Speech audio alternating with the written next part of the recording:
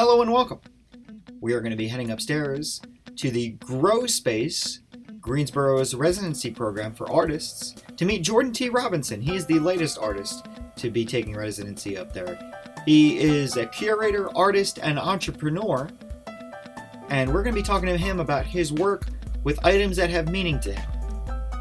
Please stick around for the next hour as we have a conversation with Jordan T. Robinson. It is a halo comprised of the memorabilia and memories from like a specific span of time in my life. So my name's Jordan Robinson. I'm originally from New Rochelle, New York, and then I spent half my childhood here in Greensboro and the other half in Charlotte. And as you go through for what we're about to go through, you'll start seeing the bits and pieces and kind of where they collide a little bit. A short introduction about me. So I'm an artist and a curator based in the Greensboro area, and I've been involved in the arts since I was like 3. And mom and dad and my family have been very supportive and had nourished that throughout my upbringing that by the time I was 8, I wanted to make a living in it. So, fast forwarding a little more, with this project in particular, Memoria is about giving life into objects that no longer have a purpose or need, objects that are part of your narrative, and but you need to make space for new memories to be made. It is also a question about what does deem to be worthy to be remembered, whether it's the people, the object, the story, and how do we tell our stories through these objects. This whole exhibit and what's behind me are memorabilia that I've collected of all kinds of materials, and that I've collected for the past 15 years in response to my grandmother's fight with dementia. And so I had collected all of this in hopes that my story and narrative would be retained and I can remember it and tell it. That's no longer the case, and more or less it's served its purpose. So how do I sort of let go of this? For me personally, it's a letting go without throwing it away, and giving it sort of an honorable homage and departure. And so I figured, well, why not turn it into art and see what life it breathes in and of its own and where it can continue afterwards. And I invite the public to investigate and reflect on that, as well as each individual goes through their own collection of memorabilia, sacred items, or just personal belongings that you hold dear or held dear. And what will you do when it's time to let them go? I had a connection with the elders of my family and my immediate family and my extended. We're pretty close knit. But when it's a two-parter. So my grandfather, her husband, died when I was 5. That was when I first realized what death was. And that was rather traumatizing. And then later on in high school, she's fighting with dementia, and a few years later she passes. And so around that time, I had just gotten back from an ambassador trip in Europe, and had thought about the friendships that I made, and just thinking about what Grandma was fighting for years. And I also saw A Beautiful Mind, which was probably, it both was and wasn't a good time to see that movie, but there was a scene in there where one of the supporting characters, I think he says, I don't know which one is worse, having all these memories and losing it, or realizing they were never real in the first place. And that kind of, it hit me twice. At that moment, that hit me in the sense of having those memories and then losing it.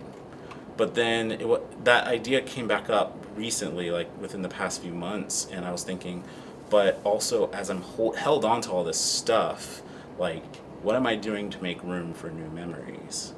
And so that's when I've been thinking about this for some time, but some recent events made it a priority for me to start acting on, okay, well, what does it look like to let go?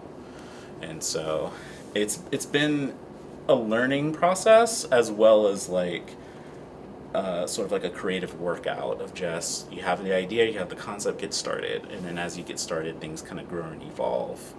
And I've been feeling like things have been kind of coming full circle. There's one more part I want to bring up too, because the other thing that had me curious about the project that I was uncomfortable with was, like, I don't want it to be all about me. So there's parts of the project that is an avenue for other people, again, to think about how you tell your own stories through objects. So there's a section of the exhibit where people can bring relics of their own that you're willing to let go but have a story for, and I'll record your story, but then we offer your relic to one of the temples for it to be put out into the ether as artwork. Um, but also going back to your story, like this is also why I wanted to make a living in the arts. Was for me, this was a gateway of connecting to people. So I'd love to hear more about your personal story and like that narration about your family coming from Poland and how that expanded. And I mean these, and I think that's what, for me, that's what's helping me gain a better appreciation for history as well, and it brings what I've learned in history books to like a more personal context. And I'll try to get into some of that as well as we walk through. So tell me about the memory. Yeah, absolutely. So what's behind me here is one of 4 halos I'm working on. They're called memory halos, and each of them are representative of a specific time span within my life. So this is from when I was born in 1991, all the way up until 2009. And in that time period, I felt like I was kind of sleepwalking. Uh, didn't really think I had much say in the matter. Just kind of went with the flow. Just kind of dealt with what was given. And like, if you ever asked me who am I wouldn't have an answer. No idea, just my name. And so I really kind of felt like nothing was really in like that had a say in the matter of anything except for scouting. So, long story short, I took a few camping trips in scouting, loved it, asked, like, what's the highest thing that I could achieve in it just to prove something for myself. And someone was like, well, you can make it to Eagle. And I was like, all right. So I made it a goal to get my Eagle. And when I got it, that was something to help anchor me in, like, it. To this day, it's still sort of proof of, like, I wanted to do something, I did it, and I got it. Like, I actually can get what I want. Or that I can, or that I do have a say in something in this life. So, but this is also, as I look back and look at all these materials, I recognize, because growing up, I also didn't realize how connected I was to a community. I always felt like an outsider, and I was bullied in school. So I really didn't feel like I was part of any community. But then looking back and seeing the support and allyship that I got from my parents, both from issues in school to mostly in school, but even supporting me in extracurriculars, from like helping me out with Anytown or with scouting, or as I was starting to get involved into marching band and other stuff in high school, you know, I actually was part of a community, and it just took some time to really realize it. So that's just for this time period. The other time period that we may see a little bit later is around college. So my undergrad from 2010, 2014 was kind of an unwinding. So all the things that I thought I knew got torn apart by my professors and mentors and just life. Sort of my value systems got challenged, and I had to really reevaluate. And it's interesting. I feel during this time I felt more authentically myself that I had not felt since I was like 7. And so, like, the personality traits, what I thought and felt at 7 started resurfacing in college. And I was like, well, I recognize those as innate parts of me, and started developing a better sense of self through this time period. And then the next 2 is just a continuation. So from 2015 to 18 is really breaking that down. What does Jordan actually believe in? What does he actually care about? And let's see if we can put words and names to them. And then the final one from 2019 to present day, which is weird because it started from somewhat of a death in a way, and so I feel like I'm in this era of rebirth. But in 2019, switched careers from the arts into tech, and that was a huge blow to me. Financially, I was doing better, but personally, it felt like I betrayed my promise that I made at 8 years old to make a living in the arts. And it also felt like, okay, I've went my way and it went horrible, so now go the way that other people tell you. And so having to deal with those self-esteem issues in that sense And it became a slow recovery back to, no, I can go my way, just learn from your lessons and keep going. And so still see, and it's a still continuous story, as I'm clearly still alive. And where I see myself now, how I see myself and who I am, I have a better sense of self in being able to answer that. Was there anything as you were going through that particularly surprised you? You were Yes. any memories? A little bit. So, one of the things that I'm still kind of tickled pink about is, first of all, Mom had kept all the cards and everything that people had sent me when I was born, and like on my birthday, like birthday cards when I was like 1 or 2. But again, going back to that point about being connected to a community, I never saw those until last year when she just gave me a whole bag of cards and said, "These are yours, enjoy."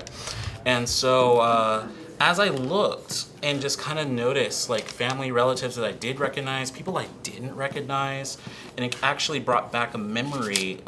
So when I was somewhere around between like maybe 6 and 12, whenever we went up to New Rochelle, we would go visit my grandmother in the Hollow, and people in the neighborhood would recognize me, and I have no idea who they were.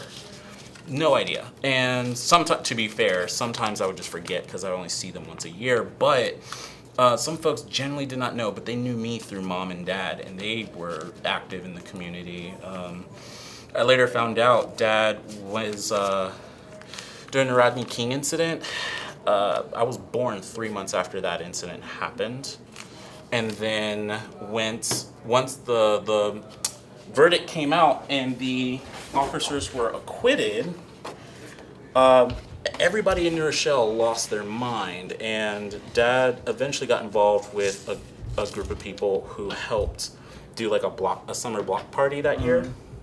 To kind of ease some of the tension and kind of address some of the community challenges and issues. And that eventually led to like a rec center being built. So like my family's involvement in just community organizing has been kind of a prominent thing. As well as learning about my family history. Took my DNA test last year, but I digress. Going back to your question, what was also surprising for me was when I was born, the senator of New York wrote a letter to Mom and Dad. It was a congratulatory letter, so nothing too big, but it was just fascinating for me that a public figure and a public service professional took the time of day to sit down and like write a personalized letter thanking my parents for bringing me into existence. So what I'm doing now is just rummaging through what happened between 2019 and 2022, and just kind of looking at, as I'm constructing the halo, just putting out the base. So a lot of whites, a lot of like regular ordinary letters I'll use to be the base of it all. Like your canvas? Yeah, like I'm building the canvas through that, yes. But then, so for example, even this space here. So now I can start taking a little more visually interesting things and start placing them to see, okay, can I put these two? And if that works, what else needs to be underneath it? My friend's gonna have to forgive me. I'm putting a letter from our 45th president underneath because that will be a great backspace to bring these colors out. And then from there, just making sure that specific timepieces are consistent, because some of these got mixed up a little bit. So now I'm coming up with more visually interesting things. These are all the drawings from my nieces and nephews, and some of my own personal drawings. And now just, again, seeing what gets to be the base and what gets to be sort of conversation piece. And then once I feel confident, I can just now start gluing. Just going to move these a little more.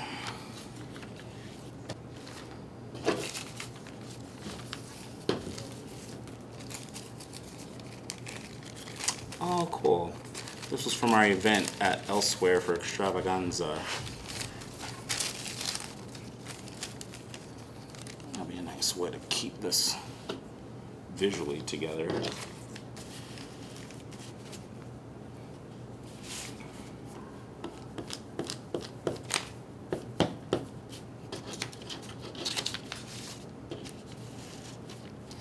Now, right now, in terms of techniques, so I'm using regular stick glue, but over time, I'm going to be concerned about the overall integrity of the ring as a structure, because I'm going to hang this. So at some point, once I get the ring completed, at least with the first layer, with the canvas, if you will, I start using a mixture. It's just flour and water, what you use for paper mache. And I'm gonna start actually dipping pages through here, like on one side and maybe the other, and then start layering. And that's gonna build up the strength that the ring needs to really hold itself up there.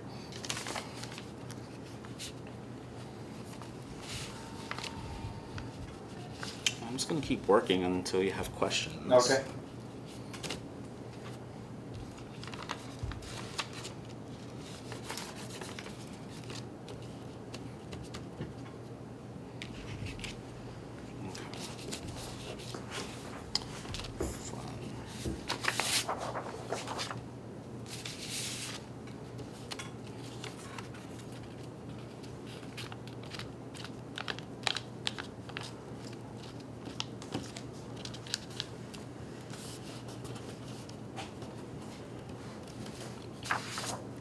San Antonio?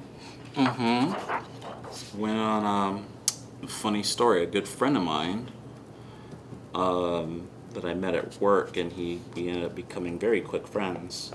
He was getting married and invited me to his wedding, and that was my first time in Texas ever. It was funny because I was telling him, "Hey, this is a pretty laid back city, pretty artsy. Like Texas seems to be very artsy." And they're like, "San Antonio, just San Antonio." Just San Antonio. And to be fair, Houston.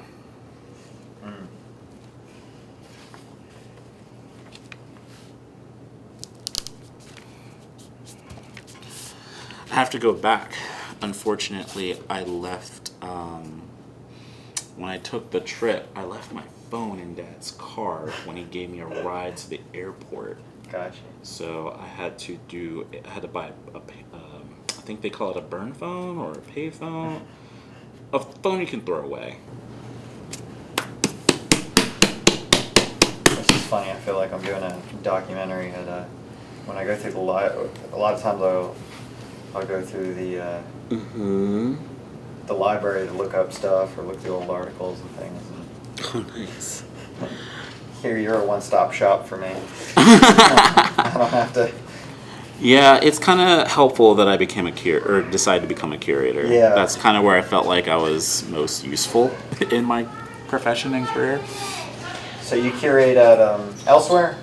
No, I curate independently through okay. my own company called JTR Presents. That's right, you have that going on. Uh-huh. So how'd you come up with that? Or how'd you start your own thing? What was that like? Oh, yeah. So JTR Presents, if we're being fully transparent, and yeah, this can stay on the record, it really just came from my personal frustration of being told I don't have enough experience for a job after getting 2 masters and several internships. So I was thinking, well, if I'm going to keep doing free work, I'm going to do it for myself. And I also saw, as I was learning in administration, just potential barriers that makes it hard for artists to be able to make it on their own. And partly why I went to arts administration was to help understand the business, or was to understand the business of the art and design so I can help artists without screwing them over. And so with all of that, I was like, why not I just take everything that I learned in grad school and put it to the test? And so that's JTR Presents, is a combination of both that frustration but also the curiosity of like, how much do I actually know? Let's test it. and it's been running for 6 years now. So hopefully something, but I've been learning so much more as I go. Like I was just in a conversation with an acquaintance, and he was telling me from his experience from being an artist to an art administrator, one of the main things folks seem to be looking for, at least what he looks for, is just the ability to handle soft skills, which aren't really taught in school. It's more of a lived experience, and that brought some What do you mean by soft skills? people skills, navigating complex situations, whether it's political or otherwise. And yeah, there's not really much of a textbook for that. And I think I think more about that, and what comes to my mind when I think that is social capital. Like, how do you build your social capital? How do you build trust with people, particularly people who do employ people? And that's what I'm thinking is kind of the missing piece there. And I'm still learning, because I by no means do I think I'm an expert at anything, Right. honestly. I'm also just, again, trial and error.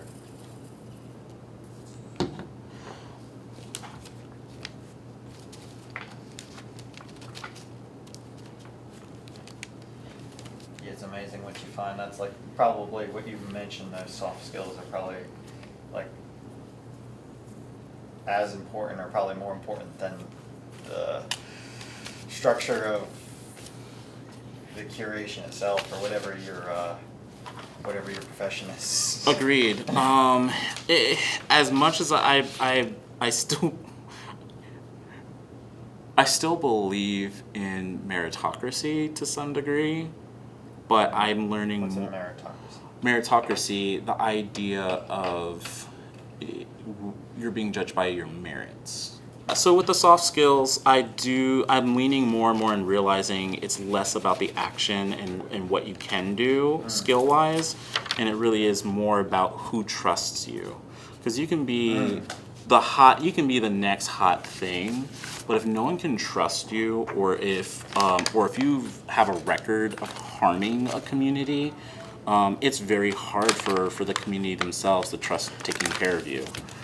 And parts of that annoy me, but I get it, and it makes sense. And also, just again, like, if you can't trust anybody, why do work with them? So I'm understanding that. And to be fair, meritocracy, I'm realizing also it's really more subjective and mythical, because I can make a painting or an illustration that people could say is bomb, like absolutely amazing, but then show it to a different community and they say it's absolute garbage. Like, what does good work actually mean? So I take those words to account and kind of humble myself for that. But yeah, I think the evolution I see happening is more about trust. What can the community trust you with, and to do what?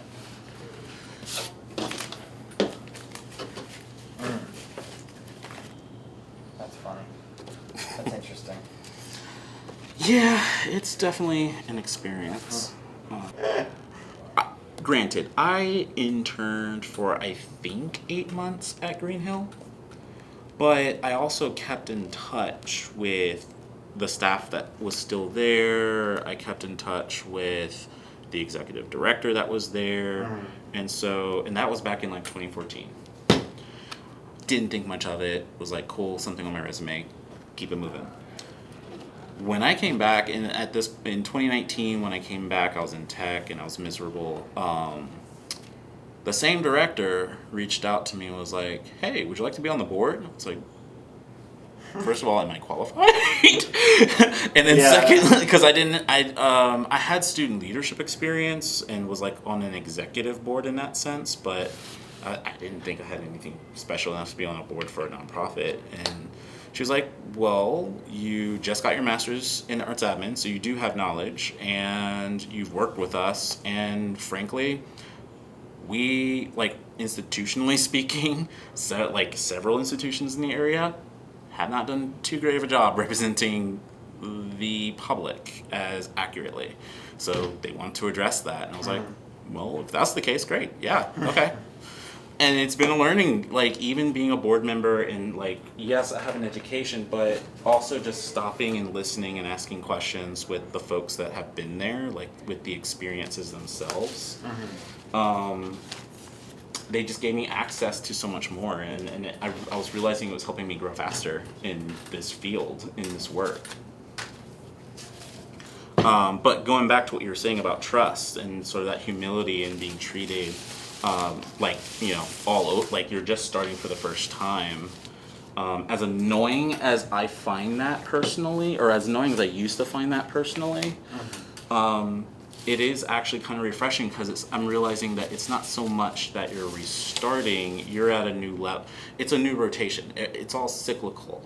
So you just reach the next level. Yeah. It just looks familiar. I'd seen this podcast a few years ago called The Future, and they had a few episodes in their podcast that was talking about, like, new kids, but also, like, mature folks that wanted to switch careers. And one of the lessons that were for the mature folks was that, okay, yes, you've had X number of years of experience in an industry, and those are transferable, but you're still in a new industry, and you're going to be treated as brand new, because there's still some nuances there. There's still some details, and again, going back to that trust. And a friend of mine, a local activist, had this saying of, like, wisdom is only useful if the conventions are consistent. Like, wisdom is only helpful when there's convention. So if the convention changes, like conventional, like how things have been or how they typically go, then wisdom helps. But if the game keeps changing, then you can only rely on that but so much. And if you want to see another, like, visual of kind of the next phase, like I said, at some point once the layer's done, I'll start decorating it with things that are interesting from the time period. Hence, the one on the table is from grad school and then my early career in the arts starting off. And then eventually I'm going to hang that at later on this afternoon to be next to this one. And then this one's finally going to be in the space. As for the other, and I can kind of talk through the rest of the exhibition space. Okay.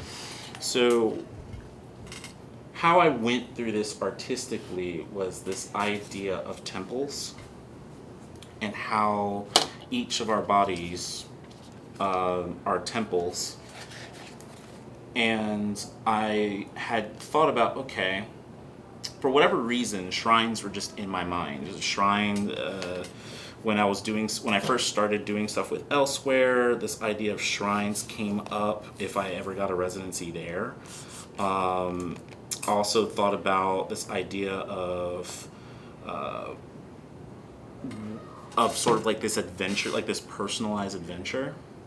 And so I took this idea about, you know, the temples being the body, and had made them sort of focus underneath these themes, and had thought about, well, what shrines would be dedicated to what concept under these themes.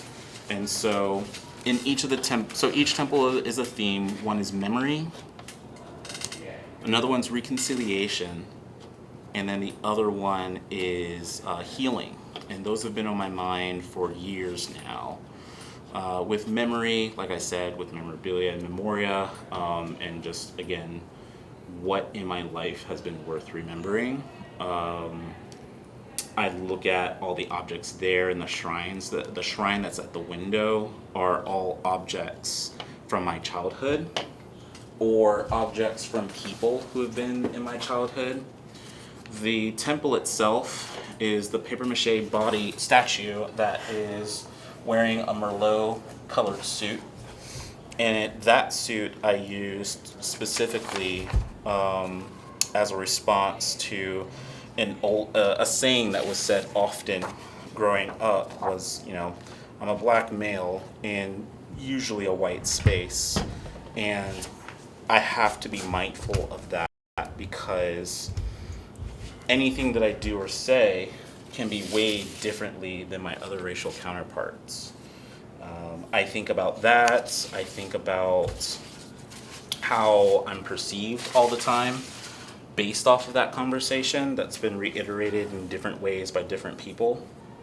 And so for me, that suit is kind of a resemblance of that idea, but also that warning that eyes are always on me and people who look like me, whether I want to or not. And I have to care about my image, and I have to care about what people think, because that's going to influence what they do for me, to me, against me, and so on. So that kind of is a long-lasting, I don't know about trauma, but somewhat of a scar. But on a brighter side, the other objects, like the ones at the window, are, again, things from my immediate family mostly. So I used to have night terrors when I was a kid, and Mom would make dream catchers to, help me kind of calm down. She would tell me it catches bad dreams. And so I had kept that one above my bed or near my bed for most of my childhood. And then by college, I finally stopped getting nightmares. Like, they come rarely. Like, I would say maybe once a year, if at all. And I don't know, I feel like to some degree that object itself kind of helped. And then underneath it, strapped to it actually, is an action figure from Gundam, Endless Waltz. Love anime, huge nerd, but I actually wanted, I forgot the name of it, but it was the one that had the bat wings because it looked cooler. My parents were like, we're not giving you anything that looks demonic. You're already having nightmares. And so that was the backup. But in it, the fact that they got me something from like one of my favorite TV shows, it was pretty neat. And I would like always have it serving like the guardian angel role. So when I was making these shrines, I was like, that makes total sense to make it somewhat as like a guardian angel or a saint of sorts. Again, mirroring religious practice.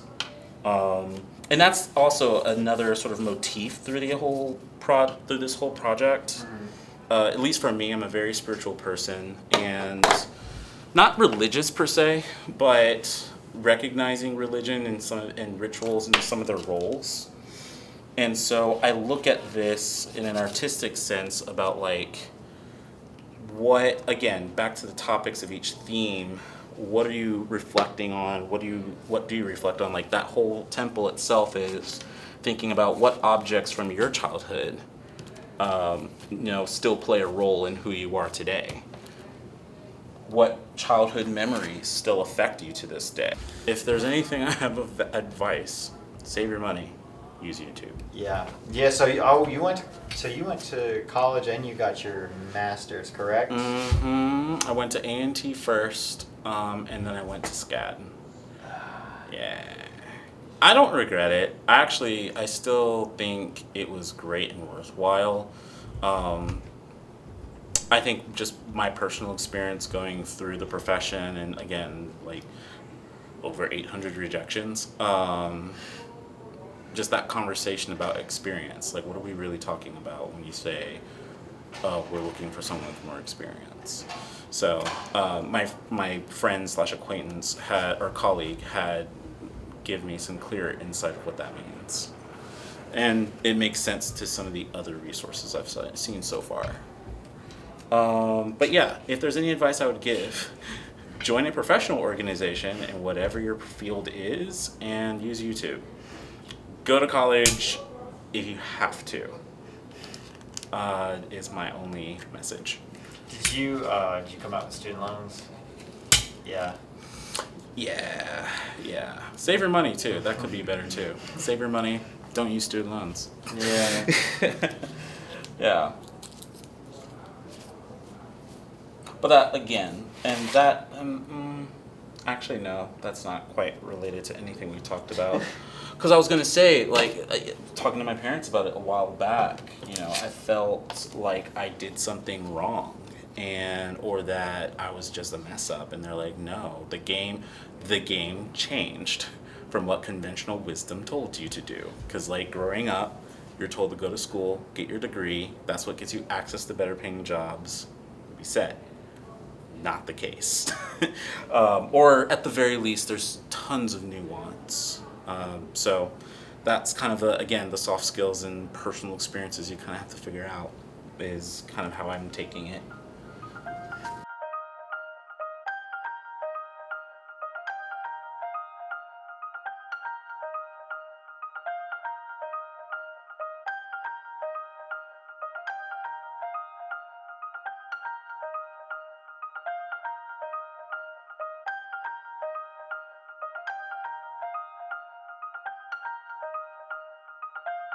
So where we're at right now is the Temple of Memory, and in this space, I want to ground the experience in objects and relics that either have contributed to the foundations of who you are, or have like connections to the very core memories, your earliest memories even.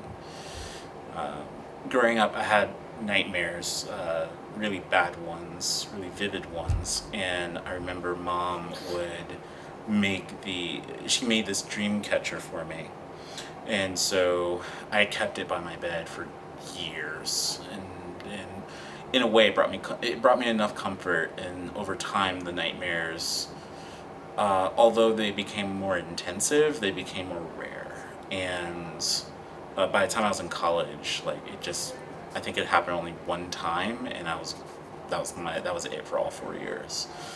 So for me, that I held on to that dream catcher as a way of trying to find sort of a safe space in those really rough moments.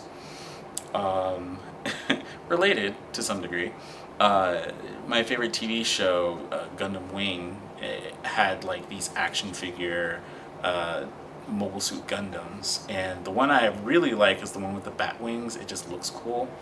But my parents were like, we're not getting you anything demonic. You already have nightmares. Why would we do that? And so the angel was actually my second choice from the character Hero, I think his name was. But as I was playing with Legos or just playing out of my toys, you know, I used that figure as kind of like the guardian angel role. So when coming to this project, I just thought of it as like sort of the guardian angel that, in a way, sort of pray to, just like how we pray to saints in certain religions, or pray to other deities, or some sort of like messengers of. In this shrine here of all these core objects, like the angel, speaking of angels, the angel statue on the right side is a figurine of the Victoria statue that's at the Louvre in France, and it serves both as an object of like my love of travel, but it also connects to some part of my ethnicity. I'm a quarter European, particularly Scots-Irish, and so I think about that in reflection. The three objects that are in the center, or that are sort of triangulated here, are connected to the three main ethnicities that I feel connected to and identify with to some extent: African, European, and Indigenous, North American Indigenous. The books here, the James K. Polk, that was my Eagle Scout project. It was for the James K. Polk Memorial Site in Charlotte, in Pineville, North Carolina. And again, my identity wrapped up in scouting. That book is kind of a representation of that. And the start of my complex feelings about it after I learned about his involvement with the annex of Texas, and I believe the beginning part of the Western expansion. On the mat, you have And some of these objects are also from my relatives growing up. So the man that's in the center, kind of a representation of me in finding a place of peace in the middle of all of this. That's actually an action figure from one of my older brothers. I always got hand-me-downs from them. And I don't like things going to waste. So yeah, using my brother's old toys from him, that's an object. The books to the right on the sibling effect that I mentioned before is from my oldest brother. He would gift me with books, and there's actually a manga called Barefoot Gen, content warning for graphic violence, but I wanted to actually use that. I can't find it, but that was a very impactful book because as a kid, going back to my nightmares, I wanted to build like some sort of tolerance or strength to be able to still handle myself in stressful times. And so I thought watching horror movies and like the most grotesque things would help me build that tolerance. But when I finally looked into that book that he gave me, because he bought it for me, I was like, oh, I'll take a look, and forgot about it for years. In like 2018, I was looking through it again, and just the still illustrations of the horrors of that atom bomb being dropped, like it just tore right through me. Like I had to go take a nap because I was woozy from the violence I saw just in still images. And when I woke up after recovering from that, just realizing like I'm just sensitive, and that's okay. That's just something you deal with. And so that played a pivotal role later in my life. The Orcarina, Dad would always give me things on his business trips that were related to indigenous culture, indigenous tribes, and like I said, I really had a very strong fondness to that. And recently, after getting my DNA test and seeing the numbers, that died down a little bit, but I still want to to see the connections and find sort of the track record that connects me to the tribes that we think we're connected to. And so with that, and with this final object here with the sort of African masks, we had tons of masks growing up around the house, or like African sculptures and figurines. And again, like identify as black primarily, but I want to make space for these other two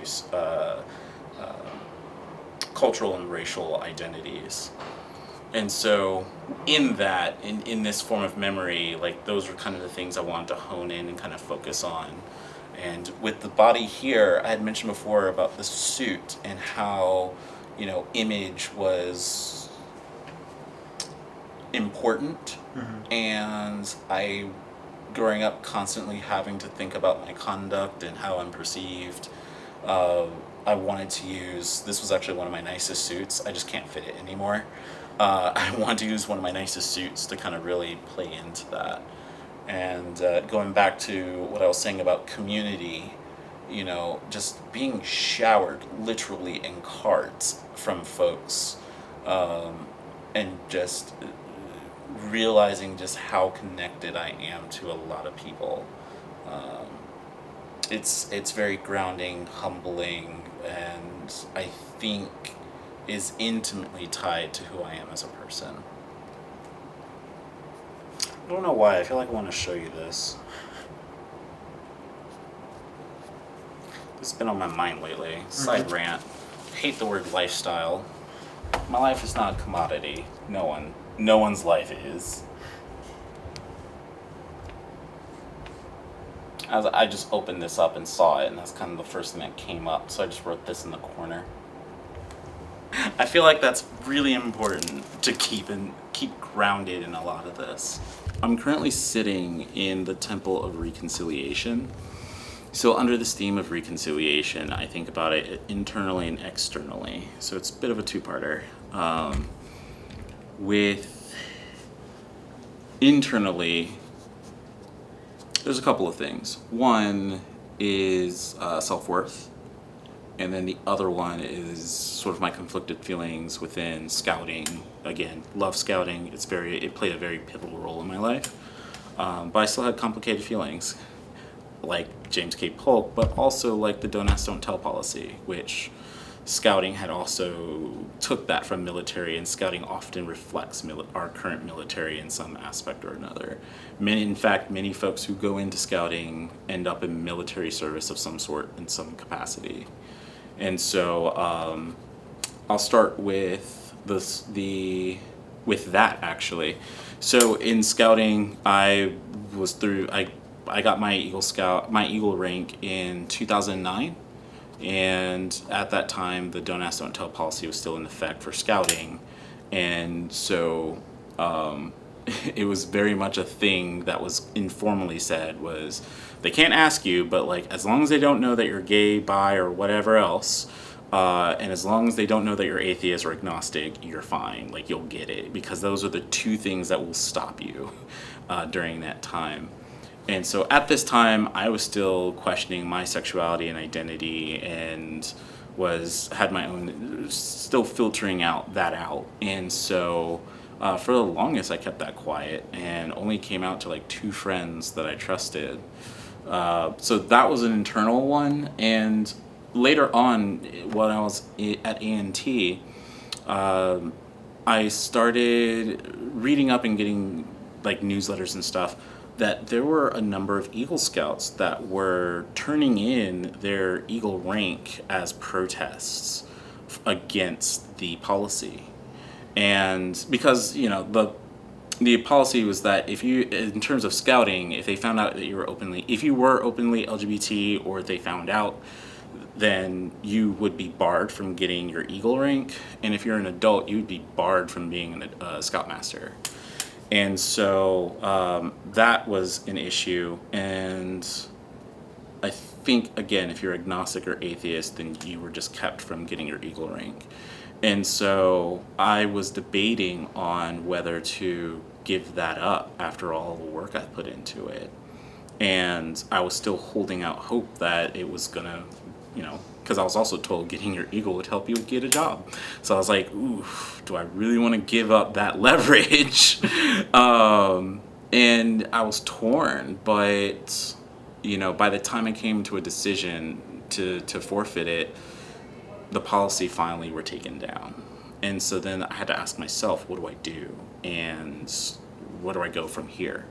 So in all the work that I do with community organizing, with the arts, with anything I'm passionate about, I look back at my Eagle Scout proposal. I look back at how I made up the proposal, the progress, and then the report, and I'm realizing a lot of the stuff that I'm doing now is still based off of that, like being able to understand the problem, come up with a potential solution, how are you going to execute it, and then follow up.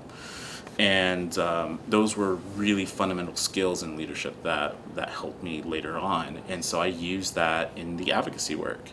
In this context, I still wanted to show support and solidarity by putting all of the LGBT bracelets that I collected over the years over the Scout sign, which is supposed to which is, I would argue, is one of many symbols of the Scout law, oath, and promises. I thought about, what does it look like to be trustworthy, loyal, helpful, friendly, courteous, kind, obedient, cheerful, thrifty, brave, clean, and reverent in the context of advocating for a community, whether you're that identity or not. And so throughout the temple itself, through the Scout uniform, you will see a lot of LGBT-themed regalia.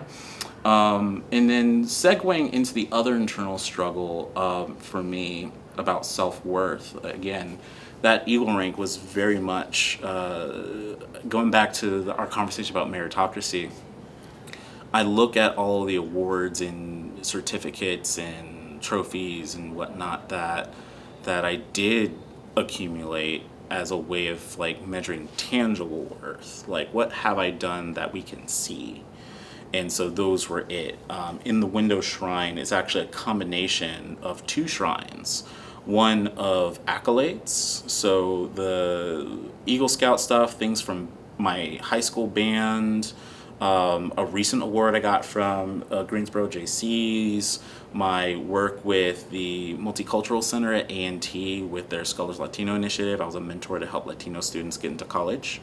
But also the business cards of God knows how many, hundreds at the least, of people that I've come across in life. And so that's the second half of measuring my worth, is the lives I've touched or been in connection with, and lives that have touched me. And again, going back to that sense of belonging, and I'm part of a community, I do belong somewhere, and I have made weeks. And whenever I do have those self-esteem issues, I look at that, and that helps me kind of recover. The other part of reconciliation, again, going back to my ethnicity, I have mixed feelings and complications about the three ethnicities, mainly Scots Irish, African, and Indigenous. And so I also have those, and during my time in scouting, wanting to find a balance and wanting to find connection through those, through my family lineages, my family bloodlines. I recently did, like I said, 2020, I believe, I took a DNA test for my ancestry, which gave me the numbers, and also through their database gave me access to more people. And so my families and I are currently going through more research to see our family lineages past emancipation, to see the histories and stories we're connected to. And that's been really healing in a way, to be able to have the option to know where you come from. Because beforehand, for any of those three, being told that I'm pretty white for a black person, thus denying me my blackness, or being told that, oh, everyone and their grandmother claims to be Native American, but how authentic is that really? Like, having that challenged, like that brought in some insecurities in me growing up. And so it's an ongoing process right now in trying to reconnect with those three. So this is the Temple of Healing, and in this space I looked at objects that brought me some bit of healing, again, similar to the self-esteem issues. I worked at a summer camp, and it was really heartwarming and moving to have thank you cards from students that used to be there, or get gifts from them. When I retired, just the overwhelming messages of appreciation that they would send me on Facebook or in person, I greatly appreciated. So on the Temple of Healing, I have all of these buttons from the workshops and programs and special events we used to do together. And some of them are personal buttons that I had with the kids that I worked directly with. It was a really fun time, and it was very heartwarming to know that, again, my presence was helpful to somebody. With this temple and the cards of it, again, Mom and I collect a lot of cards from that people will send us. And so for me, being reminded that I was connected to a community before I even recognized also helps reinforce that realization that I am also part of the community, and I have played my role, and I'm playing my role. And it's refreshing. All to top off with the final hat that I got from this fundraiser we did for the trans community in Charlotte. It was sponsored by Lyft, and they had these fans calling "Live in Your Truth, Not in the Box." And that's also, again, going back to identity, especially with my own personal identity, and in the advocacy work that I'm doing currently for the trans community, I keep coming back to this lesson about, you are who you say you are, and no one else has authority to say otherwise, and kind of speak in your truth, and it will show. And I find that refreshing. The fan that I'm using, A Wicked Silence, I also think about this both as reconciliation and healing. So the work I've been involved in with Elsewhere and Black Creators Revival has really been more so about helping BIPOC LGBT artists get better access to resources to help their careers. And so to see a production that was sponsored by a historically white institution such as Elsewhere, to support a Black-led and produced production. I think it was from Alexandria Warren Joy from a Joy Movement, collaborating with Antoine Williams, A Wicked Silence, which was an interactive performance shedding light on the eugenics program that happened in Greensboro. So a project like this, and then all the other projects that other artists of color are doing, like Beth P. Lee's Bloom, which was about holding space for a Black woman to be heard, and then through painting, how do we discover healing through this method of both journaling and of paint pour painting. And it's just the work we're doing to support artists of those identities. I find healing in that, and that also tends to be a common conversation about healing and reconciliation. Healing and reconciliation. How do we heal and reconcile the relationships between historically white institutions or institutions that have supported non-Black people or non-BIPOC people? Even the context about race and discrimination. How do we address the systematic aspect of it while also addressing historical relationships between organizations and people and institutions and so on? So I think about that when I think about healing, and by the end of the day, like, again, people mean so much to me. And so for the Temple of Healing, just this collage of personal mementos from relationships I wasn't sure were authentically friendships until, I get invitations for a wedding, or until I look back at these objects. This car here was a gift that I brought with me, amongst other things, to an Italian family that sponsored my stay for about a week. And I came with gifts, and at some point they're like, "You are giving us way too much. I appreciate the kindness. Like, what you gave is enough." So this was the one that he rejected. But I think about that friendship between me and Michele. I lost their contact, so I have no idea how to reach them. But, for me at this point, that's kind of an artifact of that friendship. Like, it happened, it was real. All the wedding materials there, with the exception of the yarmulke, are from personal weddings that I was invited to from friends in scouting and college and high school. They were and family members of course. I believe the friendships are real, but it just, again, when I started questioning my relationships and how authentic were they, I look at this stuff and I was like,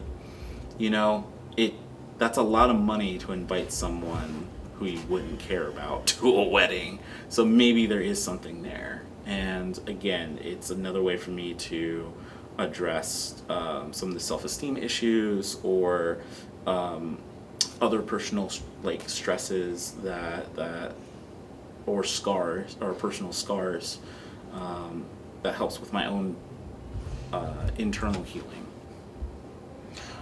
My favorite part too are these photos, and to know every story behind them. It's totally refreshing. And again, it just reminds me, I am living and I am valued and I value others. So, I don't know, it helps me stay grounded.